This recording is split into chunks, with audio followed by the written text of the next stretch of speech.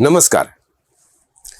मी राजेंद्र शहापूरकर आणि आपण बघतात बुलंद, निर्भीड आवाज जनतेचा. मित्र हो, आज थोडी वेगळी गोष्ट आहे. वेगळी म्हणजे काय झालं की आज सकाळी सकाळी लोकमतमधील एका बातमीने माझं लक्ष वेधून घेतलं. बातमी सर्वोच्च न्यायालयाच्या निकालासंबंधी होती आणि कुत्र्याच्या संदर्भातील होती विशेष म्हणजे. म्हणून मला जरा इंटरेस्टिंग वाटली.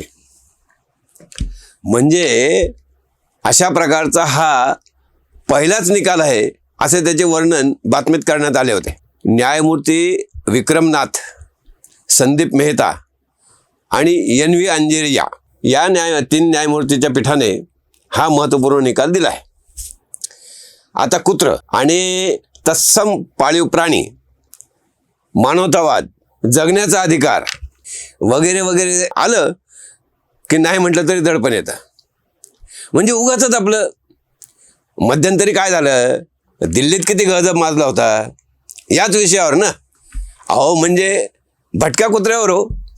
तो मोर्चा काय निघत होते, बातम्या काय येत होत्या मोठमोठ्या, आणि काय काय चर्चा झडत होती. म्हणजे सर्वोच्च न्यायालयाला हेच एकमेव काम असावे असे त्यावेळी चित्र निर्माण झाले होते. मला वाटतं या संदर्भातील याचिका फेटाळताना या 3 न्यायमूर्तींनी हा निकाल दिलेला आहे. म्हणजे प्राण्याप्रती करुणा महत्त्वाची असली तरी त्याचा अर्थ नागरिकांनी स्वतःच्या जीवित सुरक्षिततेबाबत सतत धोका पत्करावा असे होत नाही. त्यामुळे धोकादायक कुत्र्यांना मृत्यूचे इंजेक्शन द्या असे सर्वोच्च न्यायालयाच्या या 3 न्यायमूर्तीच्या खंडपीठाने म्हटले आहे. बातमी वाचली आणि मनात विचार आला, आपल्या देशाच्या विरोधातही सकाळपासून रात्री झोपेपर्यंत म्हणजे 24/7 अनेक मानवी कुत्रे भुंकत असतात. आपल्या संस्कृतीला, मिलिटरीला, न्यायव्यवस्थेला, सर्व संवैधानिक संस्थांवर भुंकत असतात कायम. म्हणजे पंतप्रधान मोदी आणि भाजपचे मंत्री नेत्यांना तर अनेक कुत्रे अक्षरशः चावे घेत असल्याचे दिसतात. म्हणजे कुठेही काहीही घडले तरी त्या निमित्तानं आपल्या देशाला बदनाम करण्यासाठी आणि त्याचा बादरायण संबंध जोडून मोदींना चावण्यासाठी हे देशी कुत्रे झेप घेतात हो. म्हणजे या देशी कुत्र्यांबरोबरच ते जर्मन शेफर्डसुद्धा धावून येत असतं.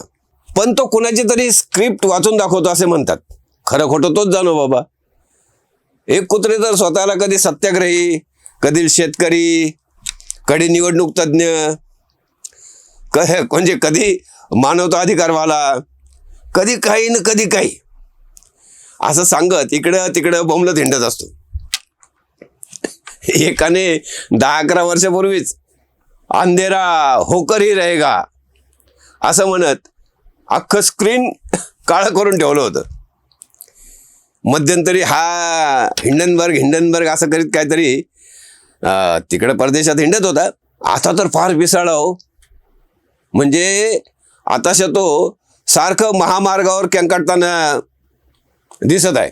म्हणजे अशात काही त्याला, म्हणजे अशा 2-1 दिवसात काही त्याला पाहिलं नाही, तसं त्याला पाहतही नाही. पण कधी कधी काय होतं, एखाद दिवशी कोणीतरी चपलेने हाणतं त्याला आणि मग आपलं लक्ष जातं.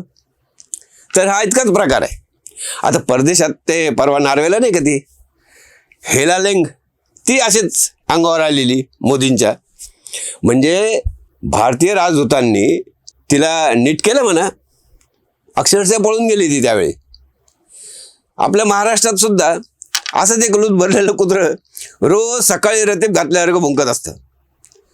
दुसरं एक पिल्लू आहे आता, ते सारखं काकीच्या मागं गुरगुर गुरगुर गुरगुर करत असतं. अनेक प्रकार आहेत कुत्र्यांचे. आता किती सांगू तुम्हाला. आणि मुख्यमंत्री फडणवीसांवर तर झुंडीची झुंडी येत असतात अशा भटक्या कुत्र्यांची. मनात विचार आला, ह्या कुत्र्यांचे करायचे काय. म्हणजे धरायचे, मारायचे की पार्श्वभागावर लाथ घालून सोडून द्यायचे. तुम्ही सांगाल का? काय करायचं ते तर इतकेच. कमेंट करा, लाईक करा, शेअर करा, पण सबस्क्राईब करा राव. धन्यवाद.